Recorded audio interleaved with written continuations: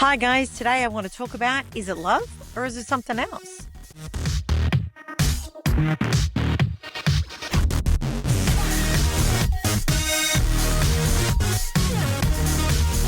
Look, I've really loved reading your comments that have been on my memes. I've been doing these posts about chemistry because I believe there's not one answer. Some people think that intense chemistry is, a trauma response, and others said it was intuition. Some think it's warning sign. Others think it's the beginning of something extraordinary.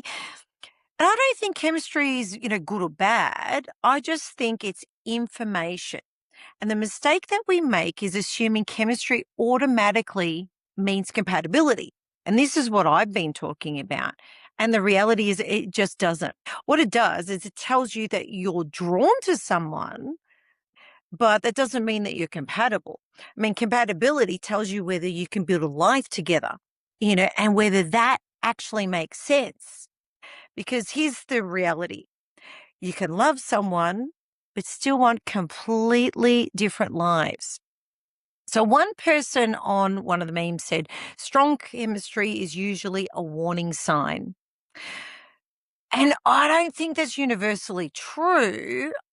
Strong chemistry can come from many places. Genuine attraction and shared values and emotional safety. It could be novelty, mystery, unresolved attachment patterns. That's a big one. It could be familiarity in just an old relationship dynamic. I've been going through those right now. It could be that you just have complementary personalities. Do remember that, part of who you're attracting is also going to be a mirror. Okay. But chemistry itself is not the problem. The question is, what's creating the chemistry? And some people say, when you know, you know. But I'm going to ask you a question. Do you? Or are you confusing all the hormones that's going through your body with love? Are you confusing trauma with chemistry, compatibility with attraction? Or have you simply never stopped to ask yourself, what exactly am I feeling? Okay, I've spent years working in and around relationships. Let's get this clear. I have interviewed so many people. I've personally, as you know, I lived through 2 marriages. I've dated, I've made some brilliant decisions. I made some fucking awful decisions. Okay. And what I've realized, is that most of us don't actually know why we're attracted to the people that we're attracted to. So why do so many people keep attracting partners that are really making them miserable? This is the question that I've been asking. So today I want to talk about that. I'm going to give you 5 different lenses that hopefully will completely change the way that you think about relationships. Okay, so let's go through them. Lens number 1, we're going to start with, is biology. So that's the question, is it love or is it just hormones? Because what I want you guys to think about is that when you meet someone, you're touching, you're kissing, you're having sex, and a whole bunch of hormones are firing off during this. So let's look at some of the hormones so you understand what I'm talking about. So the first one we're going to look at is dopamine. And dopamine is the fireworks, It's that person that you just can't stop thinking about. I want you to start clocking your behavior with what a chemical is. So if you can't stop thinking about them, this is the fireworks. Every time your phone lights up, you're secretly hoping it's them, that they're sending you a message, that you get excited when they send you a text. You're replaying your last conversations. You start imagining future holidays and introducing them to your friends and your family and what your kids are going to look like. Okay. That is dopamine. And dopamine is also what's called the reward chemical. Okay. It's excitement, it's anticipation, and it's the chase. Let's get clear. It's the chase. And this is why some people, your serial daters, they're actually addicted to dopamine. This is what they're addicted to because it's intoxicating. And this is why at the very beginning of a relationship, you feel like you're walking on air. Unless you're not getting those text messages, then you feel a bit of torture. Let's get real. So the interesting thing is that dopamine isn't actually about having the reward. It's about the anticipation of the reward. So it's why waiting for that text can sometimes feel more exciting than it actually is when you get it. Okay. It's just that waiting. Because your brain is constantly saying, maybe this is it, maybe this is it, maybe they're the one, maybe something amazing is about to happen. And that's why in the early stages of dating, it feels really addictive. And this is where the serial daters, this is where they live. Okay. Because your brain is literally rewarding you for pursuing a possibility. But I want you to understand that dopamine doesn't tell you whether that person's right for you. Okay. It doesn't do that. All it's saying is that your brain finds this person exciting, and excitement's great. It's wonderful, but that doesn't mean that's compatibility. And this is where a lot of us are getting confused. Excitement isn't capability. So the next hormone that we get is the butterflies. It's caused by adrenaline. You know, the feeling when someone's about to walk in the room and you see their name pop up on your phone and your heart starts racing and your palms get sweaty and your stomach does Mickey flips. And, you know, the reality is we romanticize what butterflies are, but biologically, they're actually part of your body's stress response. And your body's saying something important's about to happen. And again, that does not necessarily mean you've met the love of your life. Serotonin is another one. And serotonin is also nicknamed the obsession. So this is, I want you to sort of think back to when you've met someone and suddenly they're in your head all freaking day. You're replaying every conversation and you wonder why they haven't texted and you're analyzing what they meant and you imagine your future together. And this can happen just after one date. I've got some friends that this happens to them all the time.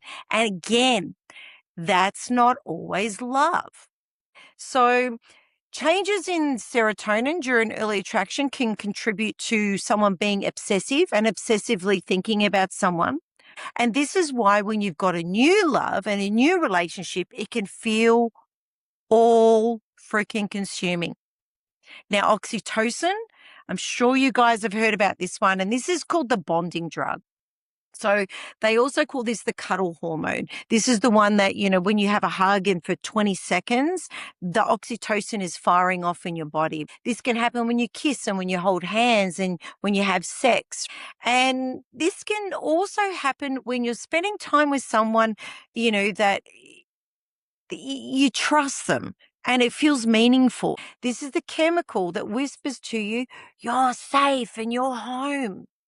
So this is one of the reasons why physical affection can really matter in a long-term relationship. So I did a previous video where we talked about kissing. You've lost that spark in your relationship just to even start kissing and hugging and stuff like that, because that is actually releasing this bonding oxytocin. So, it's a drug. Now, another one that a lot of people don't know about is called vasopressin. And vasopressin is a protector. Okay, it's called the protector drug. And I do find this one quite fascinating because it's actually very linked to long-term relationships again, and to attachment and commitment. This is where when the vasopressin is being fired off, it's saying, this is my person.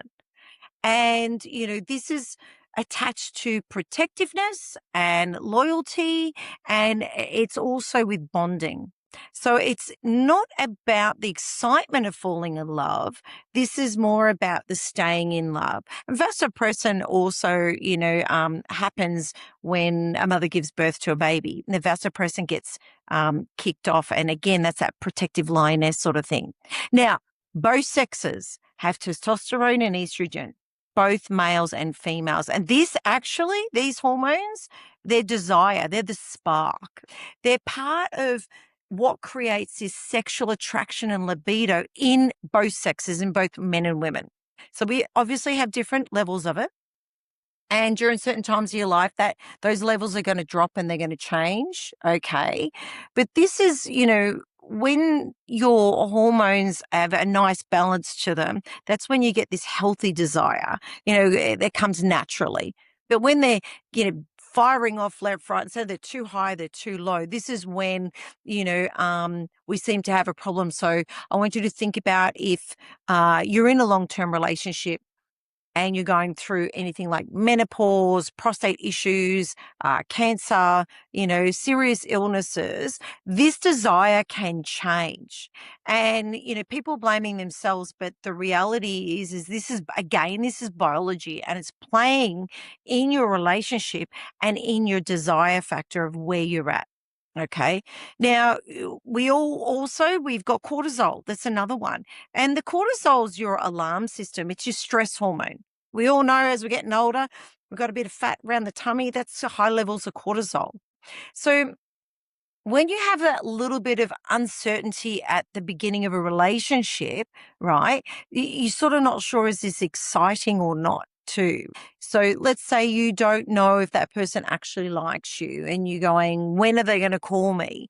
It's sort of, your body is constantly on this high alert. So it's releasing all this cortisol into your body and into your system. And if that doesn't get answered, those questions don't get answered, then you're constantly going to feel anxious. There's no excitement. It becomes anxiousness. You're overthinking things and you're wondering where you stand. And we've moved then from chemistry, that's completely gone. And now your nervous system is just on pure survival mode. So again, a lot of people are mistaking the cortisol for passion. So, when someone says, oh, I know I'm in love with that person, and do please remember, you can say I love you and I'm in love with you are two totally different things. So when someone says, I just know that I'm in love, my first question to the person has always been, are you? Because I want you to think about which chemical is driving your bus. Because your body can be experiencing one thing and your future is trying to tell you something completely different, guys. So lens one, biology. Lens number two. So I call this one the stories that we repeat. And I've said this before, it's a little game of rinse and repeat, but, is this chemistry or is it familiarity? Why do I keep dating emotionally unavailable people? Why am I chasing the bad boy? Why do I keep rescuing people? Why do I keep choosing people that need fixing? So, I want you to ask, are you drawn to someone because they're emotionally unavailable? You're very guilty for this one because you go, I can fix this one. This is a great project. They've got potential. These are the things that actually are going on in a lot of women's minds, It could be that you're dating someone purely because they're physically attractive. You go, they're hot as fuck. And the reality is when we're talking about women dating men, you have got, 10% of the men are having 80% of the sex. But does that mean that they're the right person for you? And I've had a lot of conversations with men that sit there and they go, oh, I did it again. And I'm like, what did you do? Because I'm guilty of doing this. I've been dating this girl and, I should have known better. I'm like, oh, they're a 9 or a 10, aren't they? They're hot as fuck. And every time the answer is yes, but they know that that's why they're dating them. They're dating them because they are just hot. They're just hot. You could be dating someone because they remind you of a parent. And I know that sounds icky, but the reality is a lot of us are actually marrying our parents. And we think that we've got daddy or mummy issues, but there's actually quite a few layers with that one. But it could be qualities and values that you had growing up, and you want to stay within that. You're not getting pushed out of those boundaries, and that's where you might be, you're reminded of something to do with your parent. A lot of the time it's very unconscious. You could be dating someone because it's actually opening up an attachment wound, and again, this can be very unconscious. Okay. Hence, we tend to play a game of rinse and repeat. And a lot of the time, you'll find that you've got two people that are coming together. 9 times out of 10, they're both fucking wounded as hell. And they just keep bouncing that wound off each other. And that neediness sort of comes from that. Some people, they're chasing validation. So, they're with someone who is constantly like you're fishing for compliments all the time, and the person that you're with is the kind of person that would always just give you compliments all the time. Or it could be you're batting above your average. Again, that's a validation thing. It's like, I'm just going to date this person because let's just say you feel you're a 6 and they're a 9. So you're going to go for the 9, and you're really only with them because they're a 9. You're not with them for any other reason. It could also be that you're repeating childhood patterns. Guys, there is so much growth that can come from, dating if you are consciously aware of that is what you're doing. So let's go to lens number 3, which is compatibility. So we've gone through, is this the chemicals? Is this love or hormones, or what is it? And you go, the chemistry is real, but can these two people actually build a life together? I mean, let's get real. So this is where your compatibility, comes into play, and you go, yeah, I like them. But you need to ask, do our values align? Values comes in from how you would both bring up children if you want to have family together. It could be, do you want children? Do you not want children? It could come from religion. There are so many things. Like, values is the number one thing that brings people together. So you may be being around each other, but when it comes to some of the real tough stuff, it could be completely different. I was with a partner who, when we talked about children, I was brought up that if you didn't eat what was on your plate, you got to eat that for breakfast, lunch, and dinner the next day until it was all gone. Yet his way he was brought up, that if it didn't look right, smell right, or taste right, he'd go have dessert. So when we looked at that, I was like, with these are completely different values, how do we bring up children and have balanced children? And it didn't really align. You got to ask yourself, are you both heading in the same direction, or are you wanting completely different things? Again, I've been there and I've experienced that. And as we got older, and age really can come into this, especially if you're young and you're dating and you think, yeah, I want the same thing. And this happens in business. You think you want doing the same thing. You've got the same vision. You've got the same goal. But as you get older, you realize you're going somewhere else. This happens with a lot of couples that break up in their 50s and they realize, actually, no, I want something different with my life. Can we communicate in a healthy manner? It's another question that you need to ask. Are you constantly having blow-ups? Do you know when to walk away? Do you know how to diffuse a situation? Can we resolve conflict in a similar way? These are really important things. Do you want the same lifestyle? Being with somebody that wants to be overseas and someone that never wants to leave the country, completely different. It could be you're a sea change person and someone's a mountain person, or someone's a city person and another person is a country person. If you're a full-on country person, you can't, expect the city person to be okay living in that environment, and vice versa. So, lifestyle is important. It could be lifestyle comes down to money, how you spend money, how you value money. Can you support each other through growth? So let's just say, for example, one person is doing really well in their career. Is the other person going to support them or be jealous of them? Because it's part of growth. Are we bringing the best out in each other, guys. You know, here's the deal. Most people are dating to fill a void. That's it. I'm lonely. I don't want to be alone. I want someone to play with. I want a playmate. I want someone to travel with. No, I'm sorry. No. When you are with someone, that person should enhance your life. That's it. That's what it should be, not fill a void. So, you need to think about sometimes it's timing. Sometimes it's just where you're both at. Whether it's where you're both at, it could be financially, it could be physically, it could be relationship wise, it could be, where you're at within yourself. Age can come into it. What stage are you in your life? Because that makes a massive difference. It could be geography. I mean, long distance relationships, they just don't fucking work. You can try. They do not fucking work. Again, most people who stay in a long distance relationship, so one person's living overseas, this person's here, and they're doing that just because they don't want to be alone. That's why. I've seen it again over and over again. I've looked at it myself and gone, oh, can I do this? No, it just doesn't fucking work. Where are you emotionally with your maturity? Let's look at sex. Where are you sexually? Are you sexually compatible? If you've got someone that's right full on into fucking kink, and let me tell you, my personal opinion is there's a fucking fine line with kink where it's curiosity and then it's fucking counseling.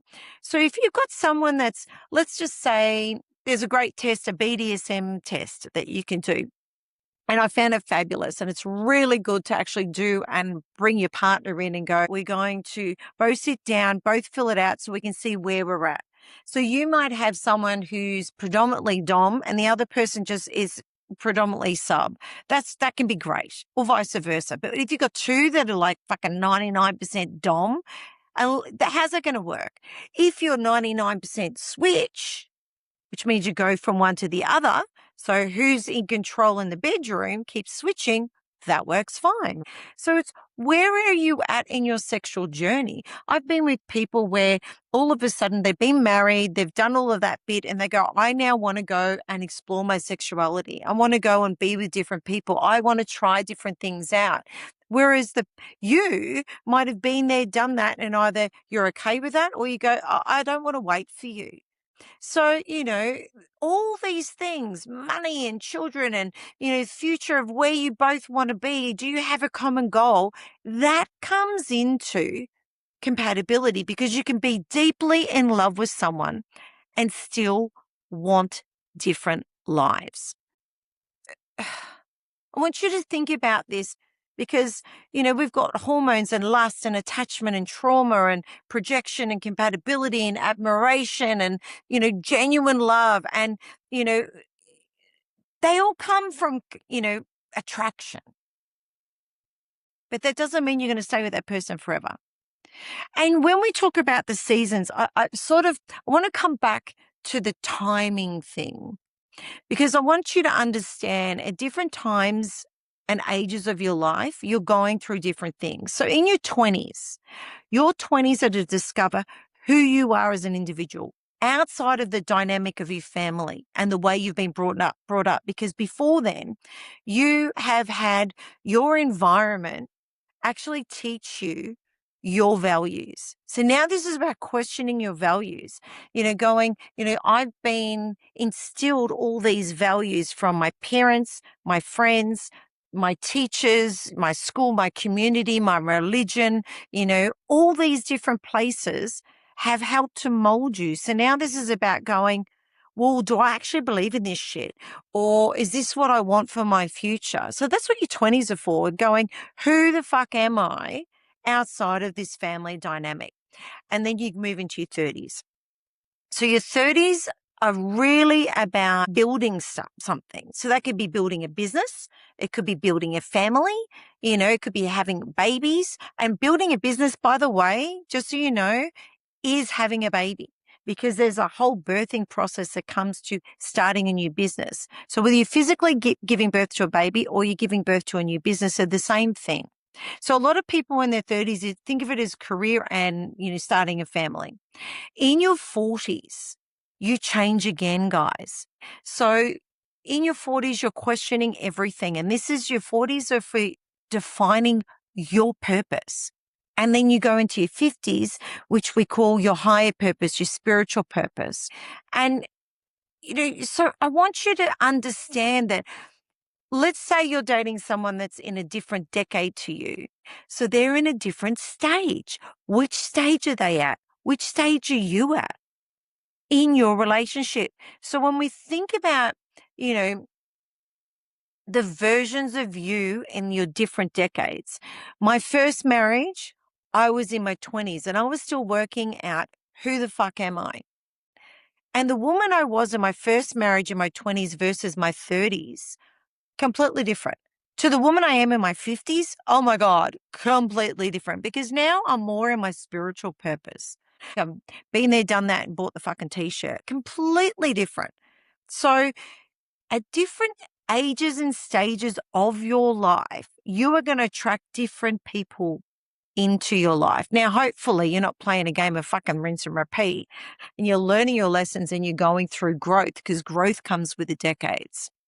So let's move out of that, the compatibility, and let's look at something else. Now, for me, I am a human design practitioner, so I'm going to add that in as another lens, because I use it as a tool, not a prediction. It's a tool to help me understand what makes me tick. That is how I found human design. So I started with me. I want to learn what makes me tick. Who was I born to be? Not my conditioning, not the conditioning by the community and my teachers and my parents and all the rest of it, government and religion and culture. No, no, no, no, no, no, no. Who was I born without that conditioning? Okay. So human design really teaches you how your auric field affects other people, how to naturally make decisions for me, how it shows me how I handle conflict. It shows me what drains me. It shows me what lights me the fuck up. And when I've gone and put two charts together, a relationship chart, which is where I specialize, this is when I've learned where me and the other person complement each other, who's having to negotiate more, how are we misunderstanding each other, what is it that we're supposed to be experiencing together? What are we supposed to be exploring together? So, constantly when people do come to me for relationship readings, a lot of the time I'm like, do you know you first? Let's work on you. Because if you actually don't know you, why are we looking outside ourselves? You need to know you first. People always asking, is this person the one? Is this one the one? I mean, that's typically more for women, and they're meeting a new person like, is he the one? Is he the one? And I just think it's the wrong question. I really feel that you need to ask much better fucking questions. So, why don't you ask questions like, why am I attracted to this person? What needs are they meeting within me that I need? Why I still choose this person if all that chemistry we talked about earlier, let's just say the fireworks aren't there and blah, blah, blah, blah, blah. We call it the honeymoon phase. There's also the 7-year itch, and that's there for a reason. If all that chemistry wasn't there and what people think, what they describe as chemistry, would you still date that person? This is what I want you to sort of, think about. Can we build a life together? And, who am I becoming in this relationship? Who do I want to become in this relationship? Am I choosing love, because you're calling this love, or fear? The fear of being alone. So I'm going to date this person because I don't want to be alone. That's where that one comes in. So, I really want you to then look at the next lens. So this is the purpose lens. So this is, who am I becoming? What kind of life am I trying to create for myself? Am I choosing this person, or am I choosing the idea of this person? The amount of people that I see that are choosing the idea of the relationship, the idea of that person, that they say that this person has potential. And I'm guilty. I've done it. I've gone, oh yeah, this person's got a lot of potential. So why not? So, you know, I want you to then ask yourself a new bunch of questions. Why do I want this relationship? You know, why do I want children? That's one, granted, I've questioned that a lot in my life, and I question other people go, why the fuck do they want children? Sometimes it doesn't make any sense. Why is it that they want them? So this is when you're in the relationship. I want you to ask, why do I want this relationship with this person? Or, I'm wanting children. I want children. Why do you want children? Am I following my path, or am I following someone else's path and expectations? That's another question I want you to actually ask, okay? Because again, this is something that people aren't really thinking about, and they morph into somebody else, or they're doing something for someone else. Again, guilty as charged, okay? What kind of life am I trying to build for myself? And if I stripped away all of society's expectations of what I'm supposed to be doing, what would I choose? You meet someone, you date for a year, you get engaged for a year, you get married, you buy the house, then you're supposed to have the children. I did everything up until the children. I was dated for a year, I got engaged for a year, I got married, I bought the house, I just didn't have the children. Because by the time I got to that, and I'm in my 20s, and I'm working out who am I outside of, my family tree, and outside of, society, and who am I as an individual, I went, no, I don't fucking want this. I had a relationship about a year ago, and I was like, you know what? It was actually the best decision I've ever made. Best decision in the last, I'm going to say, decade. Because I met this guy, and, he completely turned my world upside down because, he wasn't who I was looking for, or who I thought I was looking for. And what he did is he questioned my non-negotiables, because here's the difference between men and women. And we will come into the men bit, but, men are normally pretty clear on what they're looking for. It doesn't really change, not even with age. Women, we date, and then every time we've dated someone, we add to the list. We just keep adding to the list. We just keep adding and adding and adding, of what we're looking for. We're not bringing any of that shit to the table ourselves 9 times out of 10, but it's like, my fucking shopping list. And I say, burn the fucking shopping list. But you should have a non-negotiable deal breaker list. And that deal breaker list, is definitely something that really shouldn't have more than 3 things on it. So I had for many, many years, and I've always was testing it, but I stopped dating for quite a while. And then I met this person. He literally turned my world upside down. And I want someone with hair on their head. I like pulling hair. It's a thing. I didn't want somebody that had kids. I'd been polyamorous for like 15 years. So I wasn't really looking for monogamy. These were the things that I had. Now, and normally I can tell you right now, his job is the job I wouldn't go near with a 20-foot fucking pole. This guy had 3 kids, 2 that lived with him full time. Okay.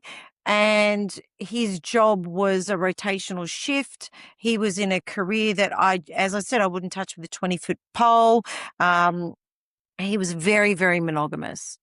And, he literally challenged me to ask different questions. And instead of going, oh, he's in my non-negotiables, it was like, well, is he my type as a person? Who am I when I'm with this person? And honestly, best decision I've ever made, because it really got me to challenge these non-negotiables that I had, because I really got to question who I am today, not who I was in my 40s, when I did this list, who am I right now, today, at 53? What do I want? Is this version of Mel, what is her needs today? And for me, it wasn't about whether he was compatible with me. It was whether my vision of my life with him was compatible. So I want you to really think about that because, relationships aren't just built on one thing.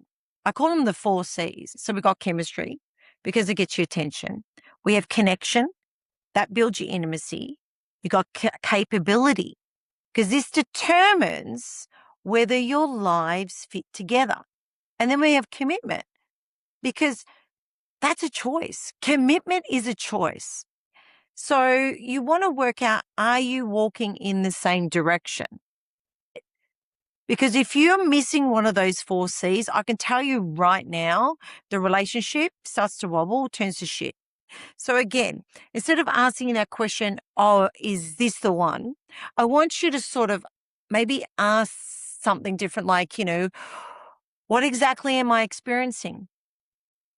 Because attraction isn't one thing. From everything we're talking about, it's hormones, it's lust, it's loneliness, it's familiarity. Sometimes it's healing. Sometimes it's projection. Sometimes it's genuine love. So guys, the trick isn't learning how to fall in love. The trick is learning how to identify and recognize what kind of love are you actually experiencing? Because love matters. I don't give a shit what any of you say. And yes, chemistry matters. It does. Attraction matters, right? It's, what do they say? Ladies, if you had to pick one pair of shoes and you're going to wear that pair of shoes every single day for the rest of your life, what kind of shoes would you choose? And it has to be every day. And for me, I was like, a lot of women go, I want a nice pair of fucking Nike runners or something. And for me, I'm like, man, I want a sexy pair of 3-inch stilettos, maybe red paint and leather, because I felt powerful. I've always felt powerful and strong and beautiful and sexy and desired in my 3-inch heels. So that worked for me. So if you could only wear one pair of shoes, which is your relationship, for the rest of your life, how do you want that to look? Because all of this stuff actually matters. Even though you've got the chemistry and the lust and the attraction and all of that, they're only going to last for so long because they're not enough on their own, just as one component. Because the best relationships, they don't just feel fucking incredible, mate. They work. They support growth. They have to survive a boring ass fucking ordinary Tuesday. And remember I said the person you're with should enhance your life. They should make your life feel bigger, not smaller. So here's something that's really been fascinating me lately. I've been listening to this male dating coach, and what he was talking about was that men have 3 different buckets. They've got the wife bucket, they've got the situationship, he calls it, or the casual. 3 different kinds of buckets, and that men pretty much know immediately which bucket their woman is going to sit into. Now, whether you agree with him or not, I actually think it raises some really uncomfortable questions.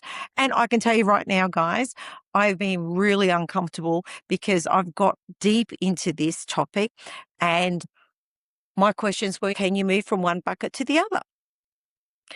Are women dating completely differently to men? Are the 2 sexes playing a completely different dating game?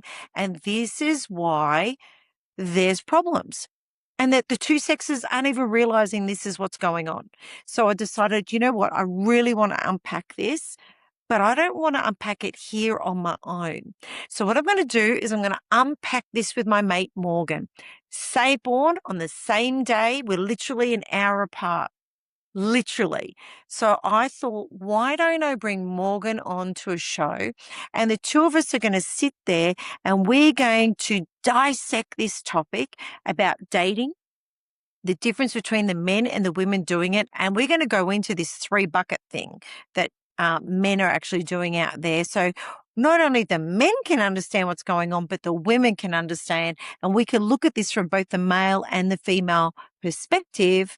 And I think that would make for a much richer conversation than just coming from me. So join me on the next episode when we're talking about the 3 buckets. See you then, guys.